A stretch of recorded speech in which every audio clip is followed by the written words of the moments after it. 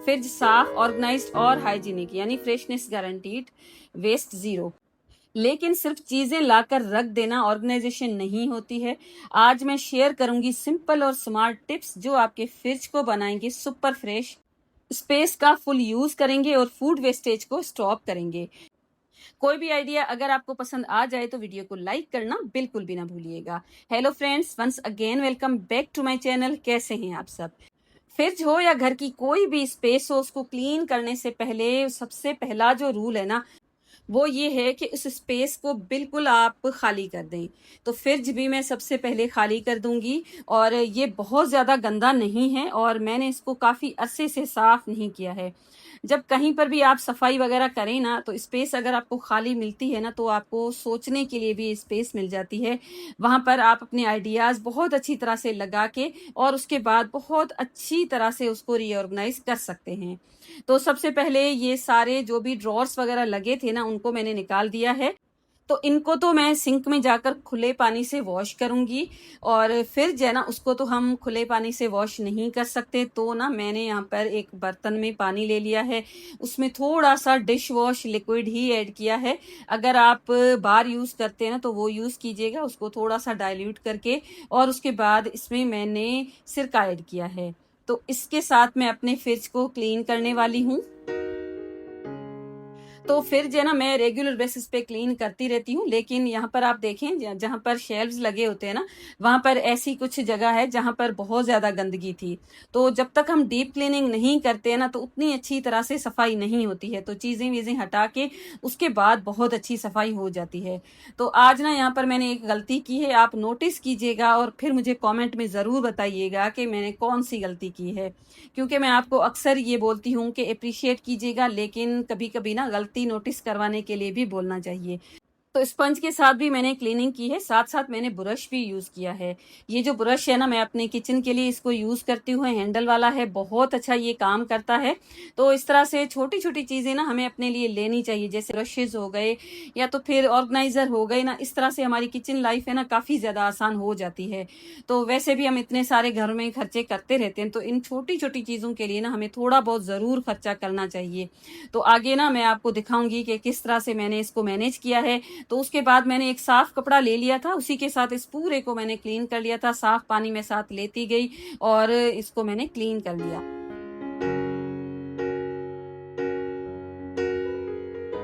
अब ये इसकी जो जालियां है ना, वैसे तो हम एक ही तरीके के साथ इसको क्लीन करते रहते हैं, लेकिन आप यहाँ पर देखें, ये जो रबर लगी होती है ना, प्लास्टिक टाइप कुछ, ये इजीली निकल जाएगी।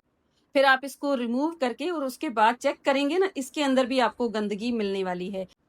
तो इसको भी क्लीन कर लीजिएगा। तो आप देखें, ये जो ब्रश है ना स्लीक सा, तो ये भी मैंने एक बार आपके साथ शेयर किया था। इसको मैंने दराज से लिया है। इस ब्रश के साथ बहुत आसानी से इसकी सफाई हो गई थी, पूरा ब्रश इसके अंदर आ गया था। और इस तरह से देखें, मैंने बहुत आसानी से इस पूरी रबर की सफाई कर ली थी। तो इस तरह से छोटी छोटी चीजें हैं तो होती है ना, हमारा काम काफी ज्यादा आसान कर लेती हैं, सिंपल कर लेती हैं, और उसके साथ साथ काम है ना बहुत जल्दी भी हो जाता है।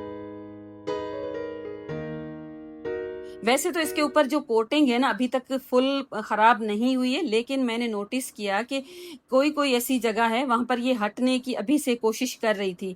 तो मैंने इसको वॉश करके ड्राई कर लिया, और उसके बाद जहां पर भी मुझे इस तरह के स्पॉट्स नजर आए ना, उनका मैंने अभी से इलाज कर लिया है। आप देखिएगा अपने फ्रिज में अगर इस तरह के कोई निशान आपको मिलते हैं ना, तो अभी से आप इसका इलाज कर लीजिए, वरना ये एक दिन आपकी पूरी फ्रिज की जालियां है ना, उनको खा के खराब कर देगा जंग। तो ये मेरे पास एक ट्रांसपेरेंट बिल्कुल पॉलिश है, बिल्कुल ट्रांसपेरेंट ही होती है, ये फर्नीचर के लिए होती है, लेकिन ये वैक्स है। तो मैंने ना इसके ऊपर इसको लगा दिया है। अगर आपके पास इस तरह की कोई वैक्स मौजूद नहीं है ना, तो आप कोई भी लुब्रिकेट यूज कर सकते हैं, पेट्रोलियम जेली भी यूज कर सकते हैं, ग्रीस के साथ भी आप इसको ग्रीसी कर सकते हैं। इस तरह से जब इसके ऊपर ये लेयर आ जाएगी ना, तो उसके बाद ये जो रस्ट हुआ है ना, इधर ही बंद हो जाएगा, ज्यादा नहीं होगा। जब भी आप अपना फ्रिज साफ करें ना, तो इस तरह से लगा दीजिए। तो कहीं कहीं इस तरह के स्पॉट्स थे, उनके ऊपर मैंने अभी से इनका इलाज कर दिया है। तो आई होप अब आगे ये ज्यादा खराब नहीं होंगी और जल्दी भी खराब नहीं होंगी। फ्रिज मैट तो बहुत सारे मार्केट में मिलते हैं, कलरफुल भी मिलते हैं, कोई भी आप ले सकते हैं। मैंने बहुत सारे यूज़ किए हैं, लेकिन आज का आइडिया ना मुझे सबसे बेस्ट लगा है। तो ये मेरे पास ट्रांसपेरेंट प्लास्टिक है, बहुत अच्छी क्वालिटी है इसकी। जो डाइनिंग टेबल का कवर था ना, उसी के कुछ पीसेस थे, मैंने निकाले थे, तो इसको मैं लगाऊंगी। तो देख सकते हैं कुछ इस तरह से इसकी साइज के अकॉर्डिंग मैंने इसको कट कर दिया है। और लगाने का आसान और सिंपल और यूजफुल तरीका ये है कि आप जब भी इसको लगाएं ना, चाहे मार्केट का ही मैट क्यों ना लेकर आएं, देखें कुछ इस तरह से ये जो रबर है ना, जो फ्रंट पे लगी होती है, इसको निकाल के और उसके बाद सेंटर में आप ये मैट कर लीजिए और उसके बाद इसके ऊपर इस रबर को चढ़ाएंगे ना, उसके बाद आपके फ्रिज मैट बिल्कुल भी हिलने जुलने वाले नहीं हैं। क्योंकि अक्सर यही प्रॉब्लम होती है कि ये जो मैट होते हैं ना, कोई भी चीज हम रखते हैं या तो फिर वापस से उठाते हैं, थोड़ी सी चीज अगर ड्रैग भी करते हैं ना इसके ऊपर, तो ये हिलने जुलने लगता है, बिल्कुल मेसी सा लुक देता है और उसके साथ साथ इरिटेट भी बहुत करता है। यहाँ पर आप देखें कितनी अच्छी तरह से ये फिक्स हो गया था। अगर हम इसको हल्का सा खींचेंगे ना, तो भी ये नहीं निकल रही थी प्लास्टिक। तो चारों ये जो जालियां थी ना, इनके ऊपर इसको मैंने लगा दिया है और उसके बाद इनको मैं अभी जाकर फ्रिज में फिक्स कर दूंगी। साथ में मैंने ट्रांसपेरेंट जो टेप है ना, वो भी थोड़ा सा पीस कट करके इसकी बैक साइड पे स्टिक कर दिया है। वैसे तो ये नहीं हिलती जुलती, लेकिन इस तरह से अगर आपकी प्लास्टिक हल्की है, मैट थोड़े से हल्के हैं ना, तो आप ट्रांसपेरेंट टेप भी लगा सकते हैं। इस तरह से ट्रांसपेरेंट जब हम मैट लगाएंगे ना, तो रोशनी बिल्कुल भी ब्लॉक नहीं होगी। अक्सर हम इस वजह से नहीं लगाते कि ऊपर के जो कैबिनेट्स है ना, वहां पर तो फुल लाइट होती है, नीचे जो बॉटम में होते हैं ना, वहां पर लाइट ब्लॉक हो जाती है, तो हम अवॉइड करते रहते हैं। तो इस तरह से ना आपकी बहुत अच्छी फ्रिज की ऑर्गेनाइजेशन भी हो जाएगी और फंक्शनल भी रहेगा। मैंने तकरीबन अपने फ्रिज के लिए हर तरह के मैट लिए भी हैं, उसके साथ साथ बहुत सारे डीआईवाई भी बनाए हैं, लेकिन ये ना मुझे सबसे बेस्ट तरीका लगा है। तो हीट मैट मैंने ऊपर रखा है टॉप पे, तो यहाँ पर ना मैं अपना दूध है ना, उसका पॉट रखती हूँ, तो ये उसी के लिए मैंने जगह बनाई होती है और इस तरह से इसका लुक भी अच्छा आ रहा था। फ्रिज का वेजिटेबल बॉक्स है ना, उसको मैं हमेशा टिश्यू पेपर के साथ लाइनिंग करती हूँ। उसके साथ साथ इस तरह के मैंने डब्बे रखे थे कार्डबोर्ड के, जिनको मैंने जो शॉपिंग बैग है ना, उसके साथ कवर करके रखा था। और उसके साथ साथ दो मैंने कार्डबोर्ड के बॉक्स रखे हुए थे शॉपिंग बैग के साथ कवर करके, और इसमें मैं अपनी सब्जियां रखती थी। बड़ा है ना बॉक्स, तो सब्जियां एक दूसरे के साथ मिक्स हो जाती थी, तो इस तरह से बहुत अच्छी तरह से मैनेज रहती थी। तो ये क्लीन ही था, साथ में मैंने इसको वॉश कर लिया था और उसके बाद ये मैं बास्केट लेकर आई थी और इनको मैं आज ऑर्गेनाइज करूंगी। तो ये 3 का सेट है और मुझे आई थिंक 750 में ये 3 मिली हैं, तो अच्छी लग रही थी मुझे और मैंने खास अपने फ्रिज के लिए इनको लिया है। तो बॉक्स को मैंने वॉश कर लिया है और उसके बाद आज मैंने टिश्यू पेपर नहीं लगाया है। ये जो ब्राउन कलर के पेपर के बैग्स होते हैं, इनको कट करके इन्हीं को मैं इसके अंदर लगा दूंगी और उसके बाद 2 मैं बास्केट्स इसके अंदर रख दूंगी। बास्केट्स के अंदर भी आप चाहे ना तो टिश्यू पेपर वगैरह लगा सकते हैं। मैंने एक लिड थी ना छोटे वाली, वो मैंने इसके अंदर रखी है, ताकि सब्जियां वगैरह इसके अंदर मैं रखूं ना, थोड़ा सा भी अगर मॉइस्चर आएगा तो सब्जियां खराब नहीं होंगी। तो एक बॉक्स के अंदर तो मैंने लिड रखती है, दूसरा मैंने फिलहाल तो एज इट इज छोड़ा हुआ है। अब ये मेरे पास एक बास्केट है और इस तरह से हम इसको पुल कर सकते हैं और बहुत अच्छा ये काम करती है और इसका डिजाइन भी स्लीक है। अगर आपका छोटा फ्रिज है ना, तो आप इस तरह की बास्केट बेझिझक ले सकते हैं। इसमें सब्जी वगैरह भी स्टोर करके रख सकते हैं और इस तरह की बोटल्स वगैरह होती है ना, उनमें उनको भी अगर इसमें रखेंगे ना, तो फ्रिज ऑर्गेनाइज रहता है। इस तरह से हम इसको फुल भी कर सकते हैं और अच्छी तरह से हम इसको थोड़ी सी स्पेस में भी ऑर्गेनाइज करके रख सकते हैं। और अगर छोटा फ्रिज हो ना, तो इस तरह के ऑर्गेनाइजर बहुत ज्यादा काम करते हैं। अब ये एक बिल्कुल स्लीक सा बॉक्स है और अच्छी खासी इसकी कैपेसिटी है। इसके अंदर एक एक्स्ट्रा नेट दी हुई है, तो इसके ऊपर हम ग्रीन लीफी वेजिटेबल्स होती है उनको बहुत अच्छी तरह से रख सकते हैं। तो सब्जियां या फ्रूट थोड़ा सा भी पानी अगर छोड़ते हैं ना, तो नेट के नीचे आ जाएगा और इस तरह से सब्जियां है ना, खराब होने से बिल्कुल ही सेव हो जाती हैं। तो इस तरह के ऑर्गेनाइजर इतने ज्यादा महंगे भी नहीं होते हैं और हम इसको आराम से ले सकते हैं। और अभी तो मैंने इनको ऑर्गेनाइज करके रखा है, लेकिन आप कोई भी चीज आराम से ऑर्गेनाइज करके इसमें रख सकते हैं। बहुत ही कम स्पेस में आप अपने फ्रिज को ऑर्गेनाइज कर सकते हैं। उसी के साथ साथ इस तरह का एक और बॉक्स मैं यूज करती हूँ। इसके 4 कंपार्टमेंट्स हैं, इसमें 6 भी आते हैं, आप कोई भी यूज कर सकते हैं। इसमें मैं अक्सर सब्जियां होती हैं उनको कट करके रखती हूँ। यहाँ पर आप देखें गाजर हैं और हरी प्याज वगैरह है ना, इनको मैं इस तरह से कट करके उसके बाद रखती हूँ। तो अक्सर खराब हो जाती थी, तो मुझे ये मार्केट में दिखा, तो मैंने सोचा इसको भी यूज करना चाहिए। तो इसमें भी अगर थोड़ा सा भी पानी होगा ना, तो इस मेन डिश में आ जाएगा और सब्जियां खराब होने से बच जाएंगी। इसको भी अगर आप चाहें ना तो टिश्यू के साथ लाइनिंग लगा सकते हैं। मैं अक्सर इसी तरह से करती हूँ, लेकिन कभी कभी तो मैं भी सुस्ती कर जाती हूँ, कभी कभी लाइनिंग लगाती हूँ, कभी नहीं लगाती हूँ। मैं जो चीज़ खुद ट्राई करती रहती हूँ, ये जितने भी ऑर्गेनाइजर आपके साथ शेयर कर रही हूँ ना, काफ़ी दिनों से मैं इसको यूज़ कर रही होती हूँ, तो मैंने सोचा आपके साथ शेयर करूँ। हो सकता है पहले भी आपने यूज़ किए हों इनको। अगर अभी तक आपने इनको नहीं लिया है ना, तो आज का वीडियो देख के आपको काफ़ी ज़्यादा फ़ायदा हो जाने वाला है। यहाँ पर आप देखें, ये जो बास्केट्स हैं ना, इनको काफ़ी दिन से मैं यूज़ कर रही हूँ, तकरीबन 3-4 साल से। तो कभी तो मैं किचन में जो ऊपर के कैबिनेट्स हैं ना, उनके लिए तो बेस्ट है। हैंडल है ना, तो हम आराम से इनको पुल कर सकते हैं, निकाल के वापस भी रख सकते हैं। तो इनको मैंने फ्रिज में बहुत कम यूज़ किया है। जब मैं सब्ज़ी कपड़े वगैरह में रैप करके रखती हूँ ना, तब भी मैंने इसको फ्रिज में यूज़ किया है। अगर मैं इसको ऐसे ही यूज़ करती थी ना, तो पानी ना अक्सर इसकी बेस में जमा हो जाता है, टमाटर वगैरह में मॉइस्चर भी आ जाता है, तो इस तरह से सब्ज़ी ना बहुत जल्दी ख़राब भी हो जाती है और छोटे फ्रिज में ना स्पेस भी काफ़ी ज़्यादा यूटिलाइज़ हो जाती है। यहाँ पर आप देखें, जो टमाटर है ना, उनके नीचे पानी भी आपको नज़र आता होगा। तो इस तरह से ना मॉइस्चर जब सब्जियाँ छोड़ती है ना, तो ख़राब होने का भी डर रहता है और इतना ज़्यादा ये एयर टाइट भी नहीं है। अगर आपके पास भी इस तरह के बॉक्सेस हैं ना, हैंडल वाले हैं या ऐसे ही है ना, तो आपको क्या करना है, कोई भी अगर आपके पास पुरानी सी बास्केट पड़ी है ना, जिसके ऊपर इस तरह की नेट लगी है, वो ले लीजिए और इसके कुछ पीसेस कट करके इसकी बेस में रख लीजिए। नहीं तो किसी भी डिस्पोजेबल कंटेनर की लिड लेकर उसमें सुराख कर सकते हैं। नहीं तो अगर आपके पास बास्केट की कोई एक्स्ट्रा लिड पड़ी है ना, जिसमें ऑलरेडी होल्स हैं, तो उसको भी यूज कर सकते हैं। तो इस तरह से मैंने तो अभी इस छब्बी को कट किया है। इसके कुछ पीसेस इसकी बेस में रखने के बाद जब सब्जियां स्टोर करके रखेंगे ना, तो सब्जियां जाकर इसकी बेस में नहीं टच होंगी, थोड़ा सा गैप मिल जाएगा और इस तरह से अगर पानी छोड़ेंगी भी ना, तो पानी बेस में चला जाएगा और सब्जी बिल्कुल खराब नहीं होगी। यहाँ पर मैं आपको दिखाऊंगी, देख सकते हैं कुछ इस तरह से और मैंने इसको ऑर्गेनाइज करके रखा है और उसके बाद गैप भी मिल गई है।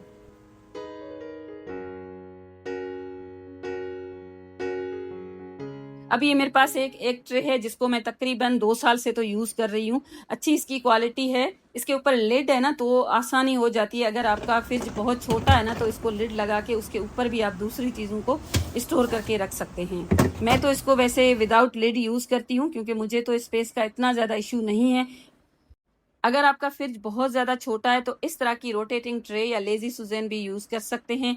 इसमें रखी हुई चीज़ विजिबल रहेगी बिल्कुल। अगर पीछे रखी हुई चीज़ है ना, वो भी आपको नज़र आती रहेगी और इसको यूज़ करना भी काफ़ी ज़्यादा आसान है। कोई भी चीज़ आप इसमें ऑर्गेनाइज़ करके रख सकते हैं। फ्रिज में भी इसको यूज़ किया जा सकता है, तो फिर किचन में भी आप इसको यूज़ कर सकते हैं।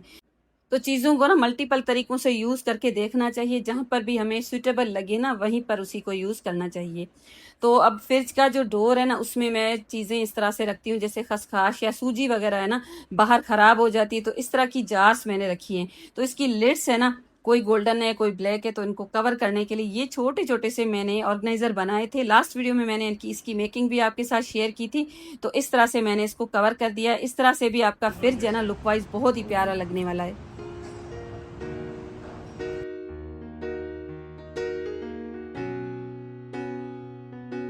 तो डिफरेंट फ्लेवर्स के जो कस्टर्ड है ना, उनके देखें मैंने जो बॉक्सेस थे ना, उनको निकाल के इस तरह की एक मेरे पास जार है और लेबल भी मैंने साथ में ही रखे हैं। तो इनको मैं डोर में ऑर्गेनाइज करके रख दूंगी, तो इस तरह से स्पेस भी सेव हो जाएगी और फ्रिज भी अच्छा लगेगा। क्योंकि हम फ्रिज में ऐसे ही बॉक्सेस को रख देते हैं ना, तो लुक वाइज बिल्कुल अच्छा नहीं लगता है। तो मैं जिस तरह से अपने घर के लिए नए नए ऑर्गेनाइजर्स, नई नई चीज़ें ट्राई करती रहती हूँ, वैसे ही अपने फ्रिज के लिए भी ट्राई करती रहती हूँ। तो अपना एक मैंने ऑर्डर किया था दराज से। तो इस तरह की आपको छोटे छोटे से कैरेट्स नज़र आते होंगे ऑनलाइन भी, तो मैंने सोचा इनको भी लिया जाए, क्योंकि कुछ जो शेल्फ्स है ना डोर के, उनको मुझे ऑर्गेनाइज करना था और ये बिल्कुल चीप रेट्स में मिल गए थे। इतने ज़्यादा कोई महंगे नहीं है और इनकी प्लास्टिक बहुत अच्छी है और दिखने में भी बहुत ज़्यादा क्यूट थे। तो इनके सबसे पहले तो मैंने इनको वॉश करके और उसके बाद इनके जो लेबल्स हैं ना, उनको हटा दिया है ड्रायर के साथ ही। क्योंकि लेबल जब हटाते हैं ना, तो अच्छा लुक देती है कोई भी चीज़। और ये ट्रांसपेरेंट है, इसके अंदर कोई भी चीज़ हम रखेंगे ना, सामने से नज़र भी आती रहेगी और फ्रिज का जो इंटीरियर है ना, उसके साथ बिल्कुल जाकर मैच हो जाएगा। तो इनकी अगर कैपेसिटी की मैं बात करूँ ना, तो तकरीबन 600 ग्राम या 700 ग्राम सब्जी या तो कोई चीज़ आप इसमें या फ्रूट ऑर्गेनाइज करके रख सकते हैं। तो इसके सारे लेबल्स मैंने हटा दिए हैं और फ्रिज के डोर मैंने इसको ऑर्गेनाइज कर दिया है। तो अक्सर डोर में ना चीज़ें जमा हो जाती हैं, थोड़ी थोड़ी सी चीज़ बच गई, हम डोर में जाकर रख देते हैं। तो इसके अंदर जब रखेंगे ना, तो फिर जो है ना अच्छा भी लगेगा, ऑर्गेनाइज भी लगेगा। अब इस तरह के बड़े से ब्रेड बॉक्सेस भी आपको मार्केट में काफ़ी ज़्यादा नज़र आते होंगे। मैंने इनको लिया था और मैंने इसको टू बी ऑनेस्ट इतना ज़्यादा यूज़ नहीं किया है, क्योंकि इसकी साइज़ है ना काफ़ी बड़ी है। और यहाँ पर आप देखें 2 किस्म की ब्रेड्स आप इसमें रख सकते हैं। यहाँ पर मैं जब इसको यूज़ करती हूँ, एक साइड पे ब्राउन रख देती हूँ और एक साइड पे व्हाइट रख देती हूँ।